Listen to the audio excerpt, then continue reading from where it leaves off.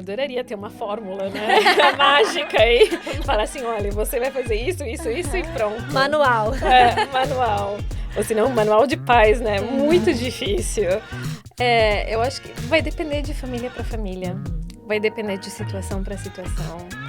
Vai depender da época, de que ano escolar. Vai depender que objetivo, se vocês vêm para cá para um ano, vêm para cá até que o filho se gradue. Vai depender situação econômica.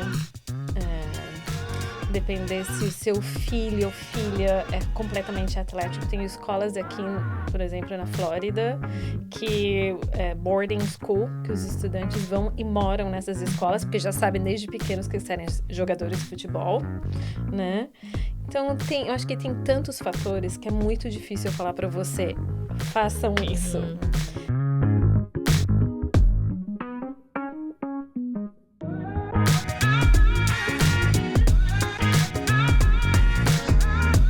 Bem-vindos a mais um episódio aqui do TBcast.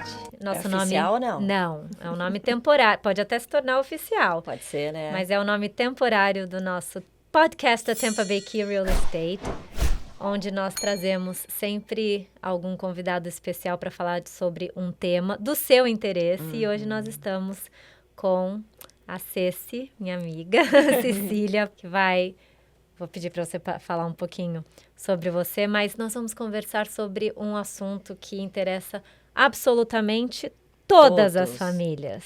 Então, falar sobre o ensino aqui nos Estados Unidos. Vamos falar sobre escolas particulares, públicas, falar um pouquinho da experiência de quem trabalha, que é o caso da Cecília, dentro do sistema, e também nossa experiência de mães, né? Experiência pessoal aqui. Então, super animada a ouvir.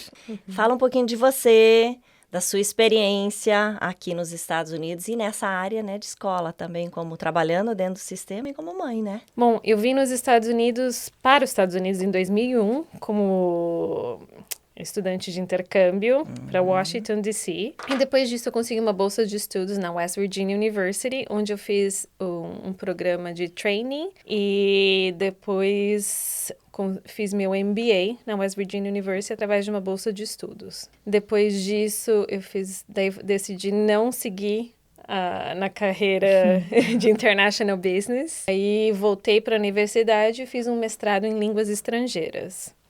Ainda em West Virginia. Em West Virginia. Com o mestrado, eu era teaching assistant.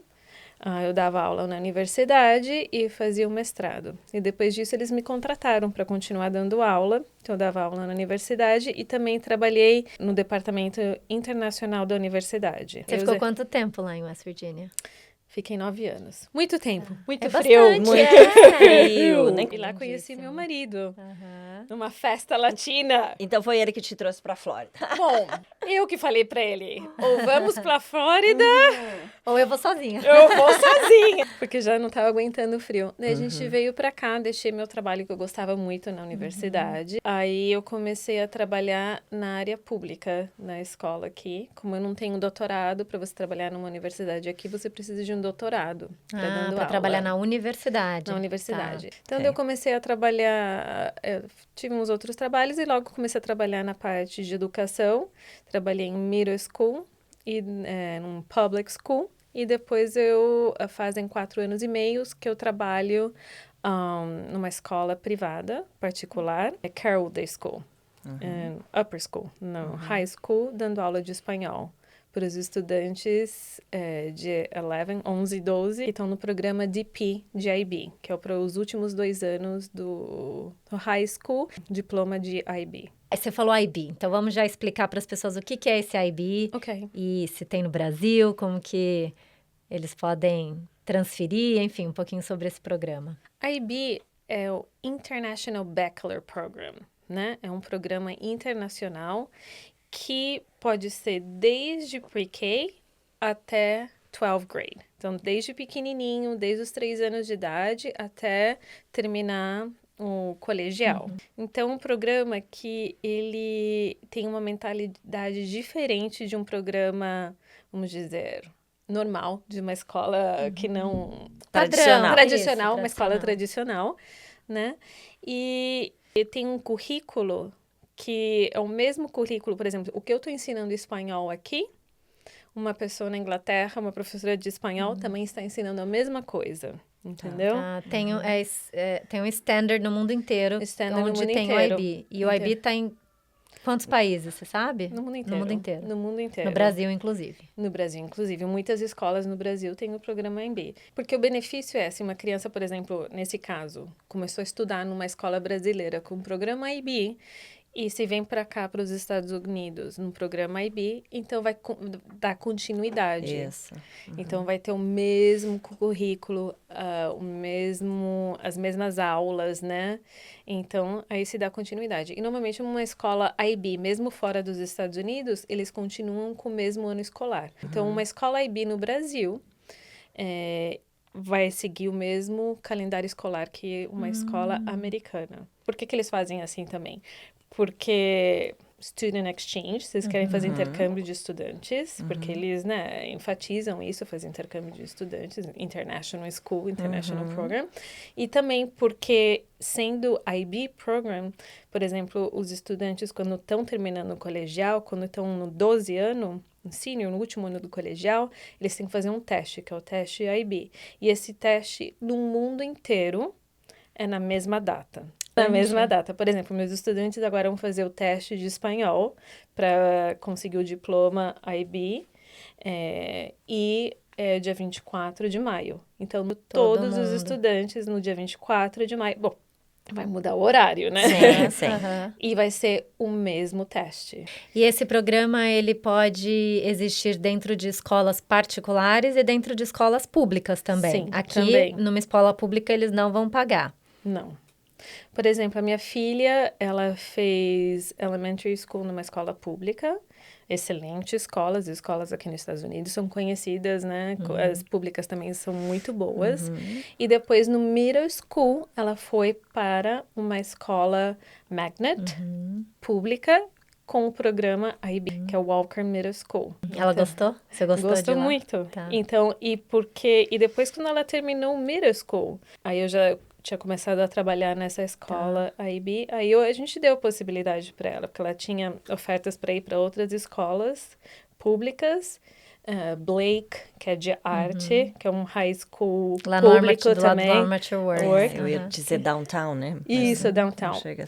Muito legal a escola que tem o foco em arte. Em arte. Então, por exemplo, os estudantes, filhos de vocês que querem, gostam mais da parte artística, de dança, de música, né? É uma escola muito boa. A infraestrutura dessa escola, maravilhosa. Eu poderia ver uma infraestrutura como De uma dessa escola escola pública no pública. Brasil. Tipo assim, sabe aquelas salinhas pequenininhas para os estudantes praticar instrumentos musicais com toda... Com acústica. Com acústica. E os instrumentos, pianos, todos os instrumentos.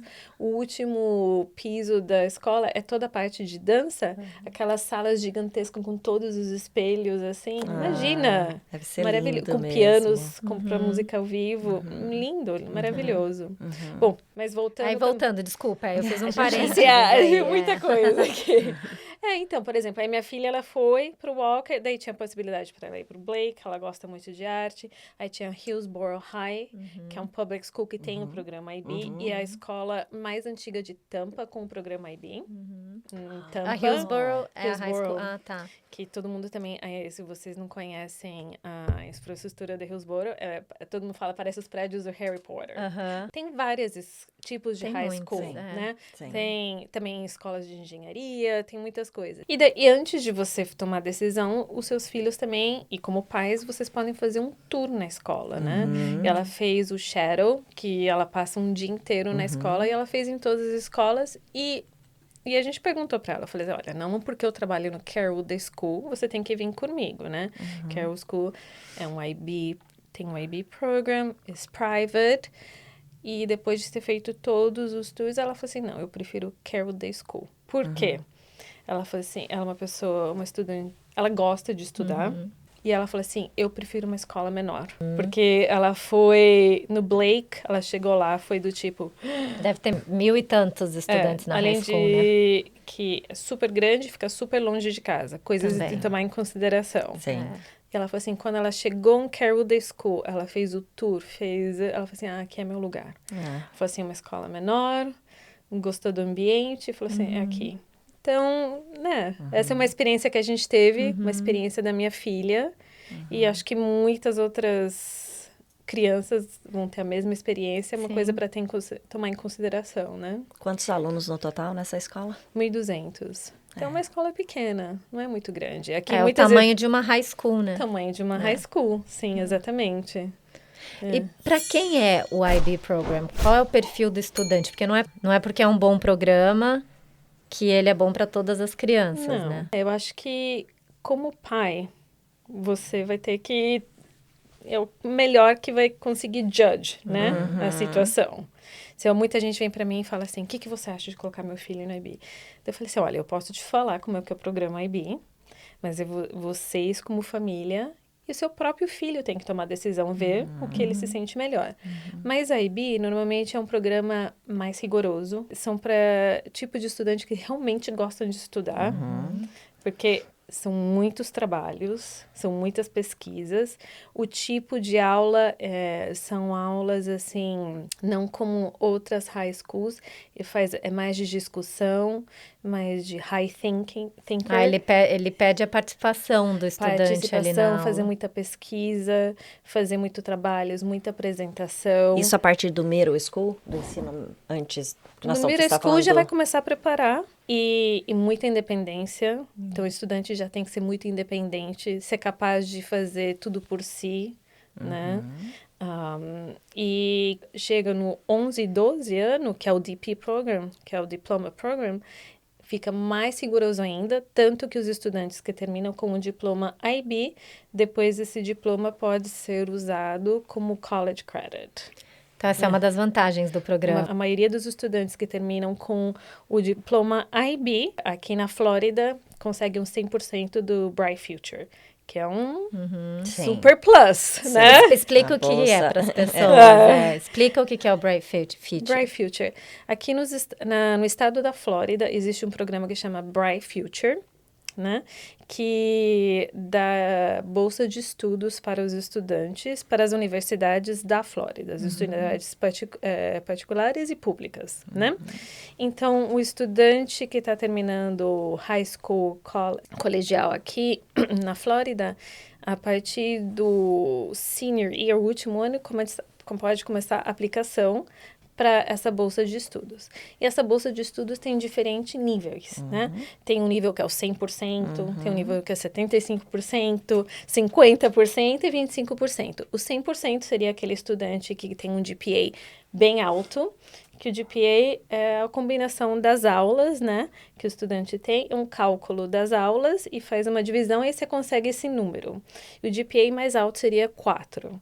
Mas os estudantes que são IB, o GPA, por ser um programa tão rigoroso, o GPA sobe de 0,5% a 5%. Então, de 4 vai para 4,5% até 5%.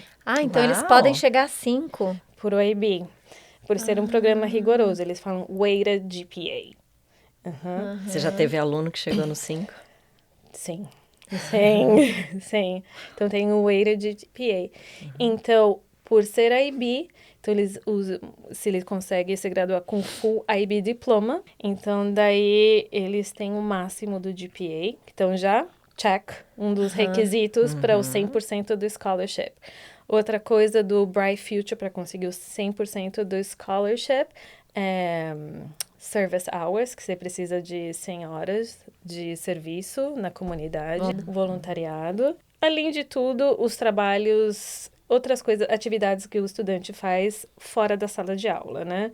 Que tem que, por exemplo, na parte atlética, ou só na parte artística, né? Uma combinação de tudo que ajuda a formação de como pessoa, né? Esse é um programa bom para que a gente recebe muito esse tipo de demanda, assim, de cliente nosso, que fala que o filho é excelente estudante no Brasil, só notas A, e ele está preocupado de vir para o sistema de ensino americano, que parece que é um pouco inferior, Mas a gente tenta trazer para eles essa realidade, que aqui ele pode ser um estudante medíocre, ele pode ser um estudante médio, ele pode ser um estudante acima da média, e existe essa flexibilidade dentro da mesma escola de escolher qual vai ser aquele track, aquele caminho que ele vai perseguir, né? Claro. E ainda se ele vai para um IB e faz o máximo do que ele pode fazer, ele vai estar sempre acima da média, e não vai ser fácil, né? Bom, na escola que eu ensino, que é uma escola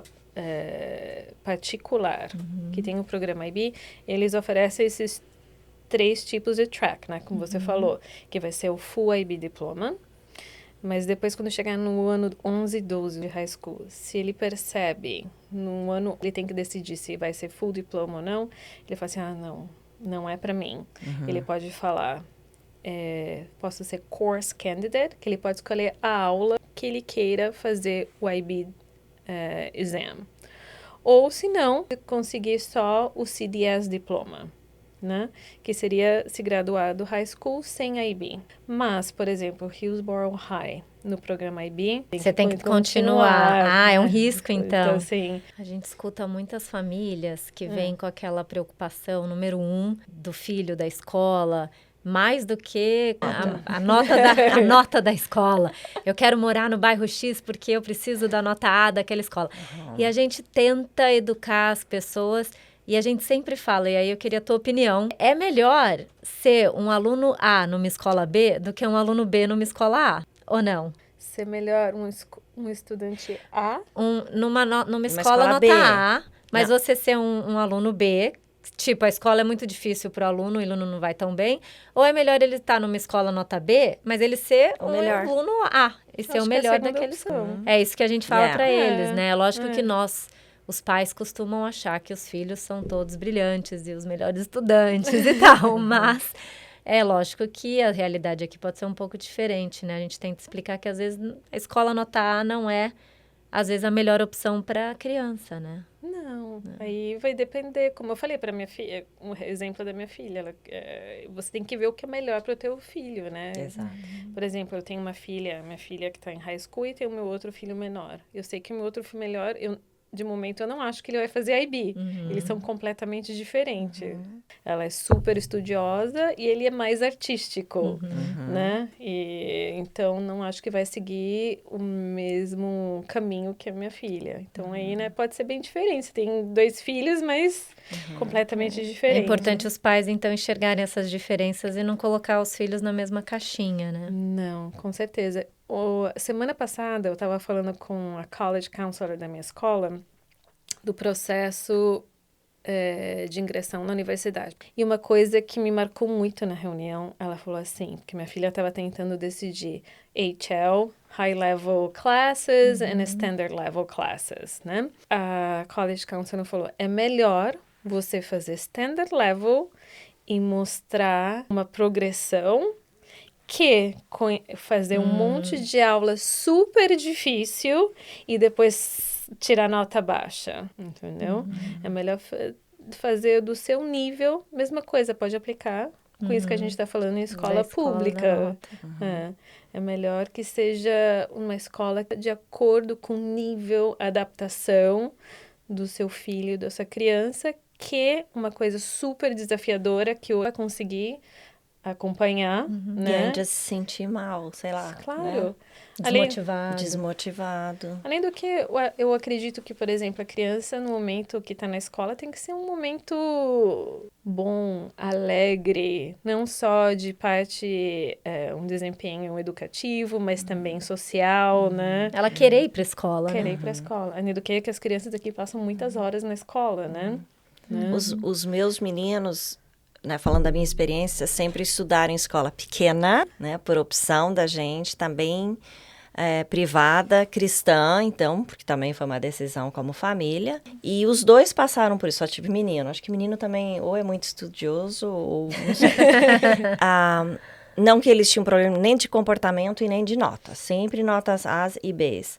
Mas a escola forçou os 2 a irem para álgebra, não sei o quê. AP, essas... Not AP, uma álgebra lá específica.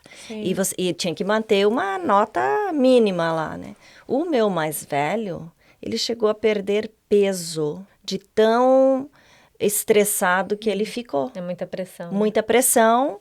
Chegou um momento que eu falei com porque eles falavam assim, Mrs. Welters, eles têm condições, eles têm que ir. Chegou um momento que eu falei com a escola, não, a álgebra não vai defini-los. Tem outras maneiras.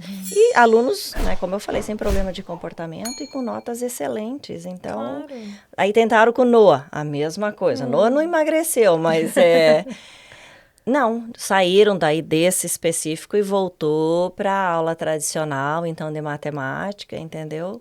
Eu acho que o objetivo final, o que a gente quer para os nossos filhos, aqui falando como mãe, é a felicidade dos nossos filhos, né? Querer ir para a escola, como a Corina falou, né? Querer ir para a escola, ter esse momento bom na escola, não também de educativo, socialização, e na escola é um momento de formação do caráter da pessoa também, né? De aprender não só dos livros, o que o livro vai aprender. E isso o programa IB ensina muito também, né? E aqui nas escolas públicas também. Por exemplo, minha filha está na escola particular comigo, no Carroll Day School, e meu filho está no West Chase Elementary. Mesmo na escola pública, no West Chase Elementary, eles têm um programa de formação de caráter. Fala caráter, né, em português? Caráter. De caráter do estudante. Cada semana eles têm um tema. Por exemplo, bullying, semana que vem, de como socializar. Então, eu acho que é muito interessante isso, que eles tomam em consideração não só essa parte acadêmica, né? Sai um pouquinho dos livros mesmo. Sai um pouco dos livros, sim. Sobre a participação dos pais, né? Você falou dos seus. Quão importante é a participação dos pais junto ali na escola? Até que idade é mais importante ou menos importante? Fala um pouco sobre isso e já engrena no PTA. O que é o PTA?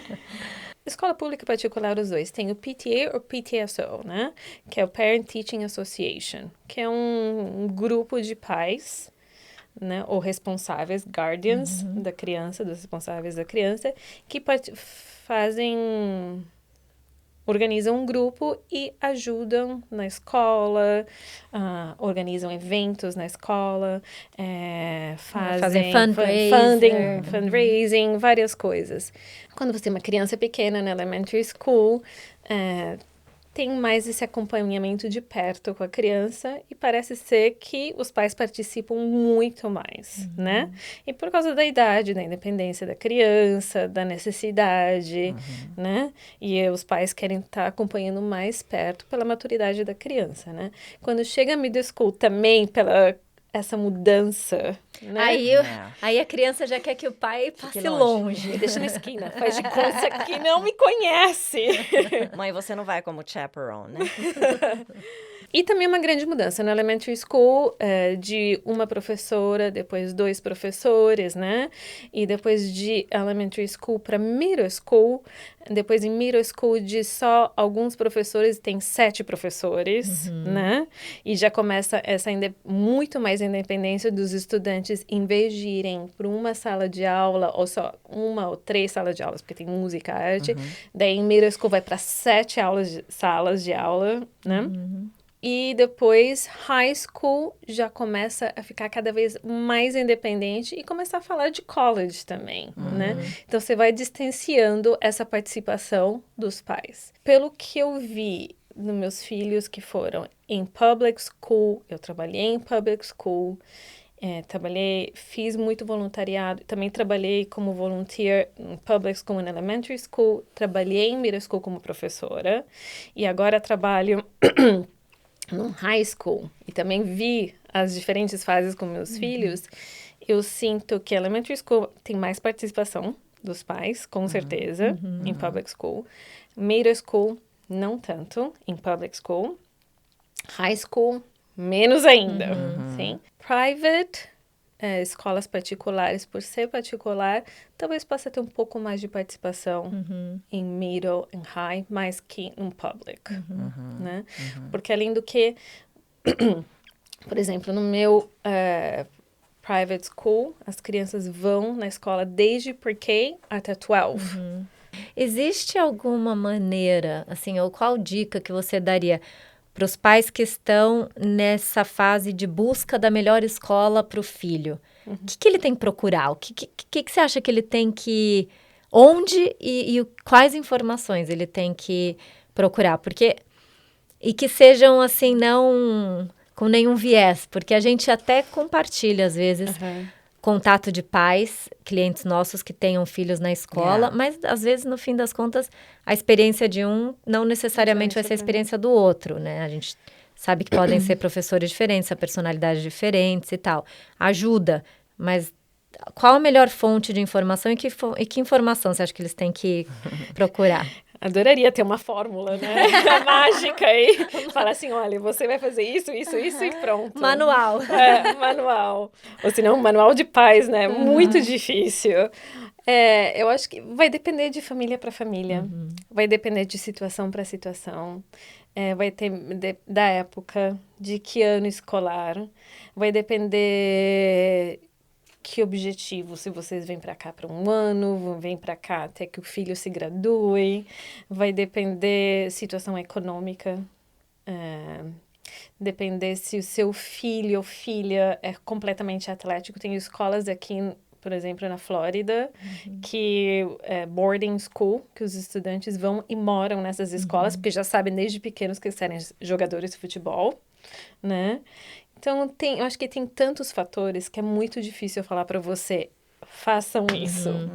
Mas, falem com seu filho, principal. Ter uma boa comunicação aberta e clara. A visita, eu acho que é algo que a gente sempre fala, e a Cecília falou de novo, a visita acho que é importante. Importantíssimo. Essa possibilidade que Shadow Day, mesmo de elementary para middle school, os estudantes podem ir visitar a escola e os pais também. É obrigação da escola oferecer esse shadow, só para poder, quem não fala inglês, shadow é de sombra, né? Porque sombra. Então ela vai ficar do ladinho acompanhando, que é um estudante. Isso. A estudante acompanha um outro estudante, é isso? Fica mais difícil se a pessoa ainda está nesse processo de mudança para cá, né? De acertar o dia, ou enfim, Mas muitas escolas oferecem um programa de tour virtual. Ligue para a escola, faça todas as perguntas que você tenha, né? Primeiro, falem entre vocês como família, busquem os seus objetivos com a sua criança, com qual que é o objetivo. Depois, liguem para todas as escolas que já estão pensando em ir. Falem com as pessoas da escola, vejam as aulas que oferecem, olhem também o tipo de população que, por exemplo, antes que a gente se mudou para West Chase, eu queria um bairro que fosse bem diverso. Não só, por exemplo, americanos e latinos. Eu queria que fosse americanos, latinos, europeus. E quando a gente foi visitar a escola, a gente viu, porque oferecem um número, né? A população, a etnia, para ver as porcentagens. E as línguas que falam, os programas que oferecem. Oferecem after school, que o programa depois das escolas eles oferecem. E qual que é a participação dos pais. Se existe uma grande participação dos pais ou não. Dá uma olhadinha no website, vê como é que está o website. Porque muitos websites da escola têm uma parte lá do grupo dos pais, do PTSA, aí ver como é que é esse website. Quando eu entrei no West Chase, era um super website, tinha muitos eventos que eles organizavam. Eu falei assim, nossa, então os pais estão super involucrados, né? Então você fica pensando nisso, eles fazem bastante fundraising, tem uma grande participação dos pais. O zoning, até onde vai o zoning, para você ver que bairros vão estar participando daquela escola, que estudantes de que região. Vá nos eventos da escola. Os eventos da escola não é só para os estudantes, também está aberto para o público. Então, quando você vai no evento, dá uma olhadinha, vê como é que é a interação dos estudantes com os professores, entre os pais. Aí você pode sentir isso também. Mas vai muito além só da nota. Muito além só da nota. Muito além só da nota. Você pode ver esses fatores da nota, de etnia, tudo isso, mas também um pouco de investigação no website e nos eventos, falar com os pais, pessoas que já tiveram experiência, né? E também nos programas que a escola oferecem, né? Acho que é um pouco de tudo. Sobre as diferenças de escola públicas para particulares, tem alguma coisa assim que seja gritante a diferença, além do tamanho, que eu acho que a maioria das escolas particulares são bem menores do que as escolas públicas em termos de número de alunos e a percentual de alunos por professor, mas tem alguma diferença assim gritante que você possa... Uma diferença muito grande, como você falou, é o tamanho da escola. Uma escola, por exemplo, um high school, vai ser o tamanho da minha escola. Que a escola inteira, que eu trabalho é a escola crianças inteira. desde do prézinho, nem sei mais como é que fala. Até o final do colegial, né? A escola particular, por exemplo, quando eu dava em aula pública, numa sala de aula eu tinha 35 estudantes. Isso nunca vai acontecer numa escola particular. Uma sala de aula tem o máximo 18. É uma diferença grande. Diferença grande. Em termos de segurança, bullying, drogas, assim, coisas que acontecem, você vê alguma diferença muito grande ou acontece em todo lugar? As coisas que acontecem de ruim crianças numa ou outra? Crianças têm o mesmo comportamento. Vai acontecer. Eu acho que a diferença entre a escola pública e particular é o serviço a ser oferecido, né? Por exemplo, uma escola pública vai ter menos profissionais para ajudar e mais estudantes. Então, não vai ter aquela personalização, aquele momento de ajuda, né?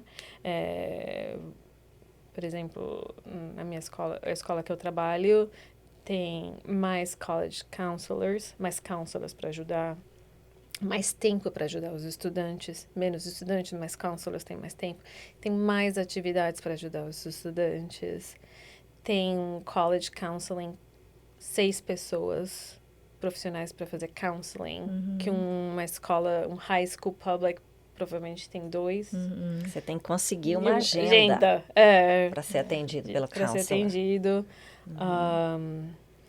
Existe mais eventos informativos para os pais a respeito da parte educativa e também o feedback entre uma escola particular e pública. Na particular existe muito mais feedback, existe muito mais comunicação, né, entre o pai e o professor. Sim, faz sentido. Né? E os estudantes que vêm do Brasil e que não são fluentes no inglês, que dica você pode dar para esses pais que querem que o filho tenha a melhor adaptação possível? Que tipo de escola escolher para aquele que vai ter que passar por uma fase de transição do aprendizado do inglês? Ok. Nas escolas públicas, com certeza existe um serviço que é obrigatório para oferecer para os estudantes que não têm o inglês como primeira língua, né? Todas? Todas. É obrigatório. Eles têm um serviço que é de aula de inglês para esses estudantes que não têm o inglês como primeira língua. E dura um período máximo? Bom, supostamente de um semestre a 1 ano. Ok, perfeito. Um semestre a 1 ano, né? E também os estudantes vão ter esse processo de adaptação, não só adaptação da língua, mas também cultural, né? O choque cultural, todo esse processo quando chegam, tudo novo, super amizade, e depois é normal, mas as crianças se adaptam muito rápido e fala isso, né? São esponjinhas, né? Como falam, e como estão todos os dias em contato com a língua, aprendendo várias horas. Vão conseguir o idioma rapidamente. Não vão ter nenhum problema. Além do que, o condado também oferece aulas gratuitas aos estudantes fora da escola, de graça. As bibliotecas oferecem aulas de graça também para a comunidade, não só para as crianças, como para os pais também. Então, existem vários lugares onde pode buscar. Então, as crianças, quando estão nas escolas, eles são retirados da sala de aula e vão para essa aula de inglês com uma especialista de inglês, né? E depois são retornados para a sala de aula e até conseguir o nível necessário para acompanhar na aula normal. E depois também, o condado Hillsborough County também oferece aulas. Hillsborough County Public Schools também oferece aulas de inglês para os estudantes, para a comunidade, e a biblioteca. Então, tem vários recursos, né? E o pai, ele tem que avisar, ele no momento da matrícula, ele vai dizer, tem alguma pergunta ali que vai... Sim, Tá. no momento da matrícula tem um formulário que ele preenche, que ele vai falar qual que é o seu primeiro idioma. Se o primeiro idioma não é o inglês, então ele vai... o formulário dele vai ser enviado para essa especialista de inglês e ela vai fazer um teste com o estudante e, de acordo com como o estudante fez nesse teste, vai verificar se precisa desse serviço ou não. Fala um pouquinho do GPA pra gente. O que é?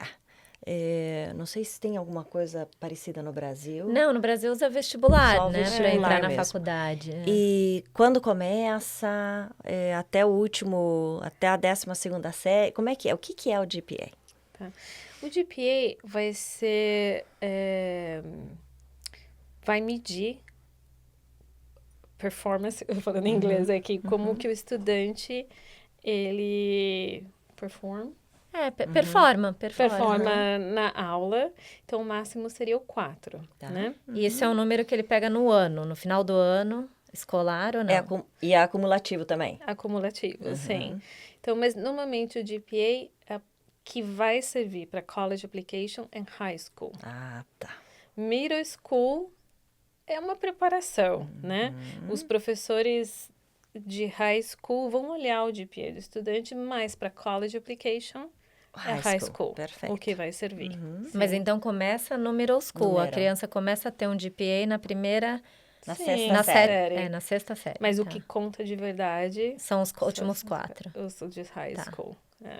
E um estudante que vai fazer direto já o senior year e ele não tem um histórico, ele tem como ter um GPA em um ano só? Porque depois a escola vai transformar a nota dele, por exemplo, do Brasil para o GPA. Ele olha o histórico, ele não vai só olhar, então, aquele ano. Não. Aí vai transformar o que ele estudou no Brasil, vai passar o GPA do Brasil para o GPA daqui, e aí vai ter o GPA dos anos do Brasil e daqui. Tá. Sim. E uma criança que tem um GPA muito baixo, o que acontece? Ela não entra ou ela entra numa faculdade ruim? Ou não... Eu ia dizer o SAT, mas se ela já tem um GPA baixo, de repente o SAT também dificulta, né? Bom, antes de responder essa pergunta, para uma aplicação numa universidade aqui nos Estados Unidos, são vários fatores. Não é como no Brasil, que é fazer o vestibular.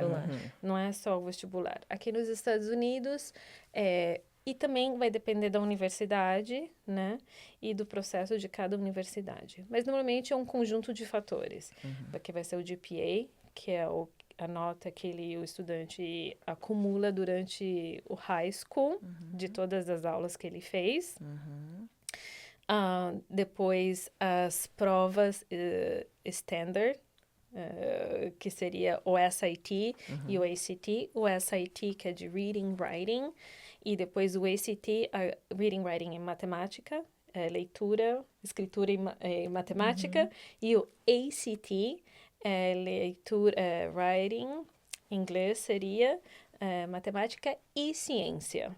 Então, agrega ciência e ACT, né? Então, o estudante pode decidir entre o SAT e o ACT. Qual é a prova que ele gosta mais? Isso eu não sabia. Nem eu. Então, ele escolhe... ou ele vai escolher algo com ciências ou com matemática, dependendo do strength dele, das habilidades, para poder ter mais chance de ter uma nota mais alta. Exatamente. Ou se, por exemplo, se quer estudar medicina, então o College Council vai falar, faz o ACT. O ACT é mais difícil. Não, porque tem ciência. Tá, ok. Entendeu? Porque tem ciência. Então, daí, porque mostra que o estudante tem as habilidades de ciência. Mas isso também não quer dizer, se fez o ACT e aplica para medicina, que também... Porque eu sempre escuto SAT, o ACT... Outra coisa que eu lembrei, durante os anos do high school, os meninos tinham provas Não é SAT ou é só uma prática? Uma prática. Tem o Pre-SAT, Ah, tá. Que eles faziam também. AT e o Pre-EACT.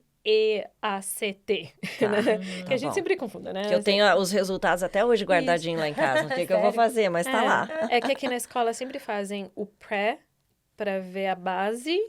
E daí, depois, quando faz realmente o teste, o verdadeiro, para você ter uma base e falar, ok, o estudante, a base dele, SAT, ele fez pre-SAT 1.200. Então, se ele fez no pre 1.200, no realmente, ele tem que ter um grow, um crescimento de tanto. Então, sabe como o crescimento? As estatísticas. O progresso, né? O progresso. Eles estão de olho no progresso. progresso. Então, para aplicação do college, vai ser o GPA, SAT, ACT, dependendo do college. Também vai ser volunteer hours, essays, como é que fala essays em português? Dissertação. Então, as áreas de as horas de voluntariado. Dissertação. É dissertação? Não, eu acho que... Como Ensaios. se fosse uma redação? É uma redação. Português. Eu achei que eu tava falando. E tem muitas universidades que também fazem entrevista. Aqui tem muitos alunos por vaga, eles se dão o luxo de poder entrevistar e escolher só os melhores. E aí tem os estudantes que são, por exemplo, na parte de arte, tem que ter um portfólio, né? Que tem que ter um portfólio, que pode ser um portfólio de papel ou virtual, né? Ou se não tem os estudantes que são atletas. É isso que eu ia falar, os atletas. Porque daí eu tenho o portfólio que também...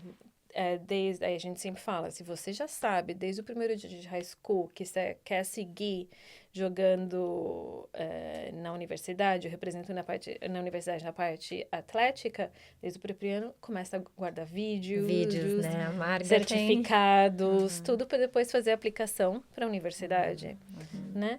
E também o que a gente fala muito para os estudantes quando chega no verão, fazer internships, né? Fazer estágios em lugares que gostariam de trabalhar ou acham que tem interesse ou para explorar. Você muitas vezes não precisa saber, né? O que você quer estudar. Então, pode ser um momento de exploração. Claro. Né? Mas sempre mostrar esse crescimento seu, né? Isso é muito legal, porque eles estão muito mais interessados em algo que vai muito mais além do que uma nota ali no papel. Exatamente. Porque eu lembro da Maria, ela ia super bem nas matérias todas, mas ela, acho que a ansiedade, o medo, o nervosismo, não ia bem em prova. Ela não fazia a prova bem. Isso era uma coisa que acho que já dormia mal. Tem muita criança que não é porque não sabe a matéria, é porque é aquela situação de prova. Então, isso acho que é um pouco mais democrático dessa maneira, né? Claro, com certeza. Cada vez mais a gente tem tido esse tipo de dúvida. Crianças autistas, com TDAH, crianças especiais... Como navegar essa situação? Aqui existe opções. Claro, tem muito. Bom, eu tenho um caso pessoal, meu filho tem déficit da atenção. Ele foi diagnosticado faz uns anos, mas só esse ano a gente está conseguindo ter serviço para ele na escola. Aqui nos Estados Unidos, nas escolas públicas principalmente, é obrigatório a escola pública oferecer o serviço para crianças que precisam essa adaptação, né? Vou falar assim. Por exemplo, no meu filho, a pediatra encaminhou para um psiquiatra, e esse psiquiatra fez uma avaliação, e depois da avaliação eu mandei essa avaliação para a escola, e a escola, com um grupo de pessoas, olhou a avaliação do psiquiatra e fez uma reunião com todos os profissionais que seriam a terapeuta da fala, a professora de inglês. Nossa, envolve um monte de gente. Muita gente. O counselor da escola, psicólogo da escola e o diretor, o manager do programa dele. Sim. Então, quando a gente fez a reunião, tinha 10 pessoas nessa sala de aula. E todos os professores do Mateo. Então, daí chegamos à conclusão o que ele precisaria. Daí foi, então, meu filho, por ter déficit de atenção, e de acordo com a avaliação e dos professores e além de a gente ter entregado a avaliação, depois os professores da escola e a equipe da escola observou o Mateu para confirmar realmente se é isso que ele tinha, fez sua própria avaliação, aí depois a gente se reuniu e falou, ok, é isso que ele precisa de ajuda na escola. Eles montaram um plano de acomodação para ele, no sentido que todos os dias ele, durante a aula de inglês, em vez de ficar a aula inteira de inglês com a professora de reading and writing, de escritura e leitura, ele fica só pouco e depois vai para uma professora separado, que então é um serviço one-on-one. Então ele não tá naquele ambiente com vários outros alunos. Para distração, né? E depois, 1-2 vezes por semana, ele oferece esse serviço de terapia da fala. E na escola onde ele vai também, a counselor oferece social time, que é para como aprender a socializar. Nossa, é bem completo o bem programa. completo. E tudo isso sem custo.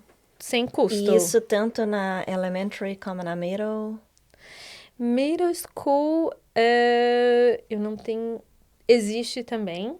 Por exemplo, por exemplo, o meu filho, ele tem um nível que ele é bem independente, né? Não é bem leve o que ele tem de déficit de atenção.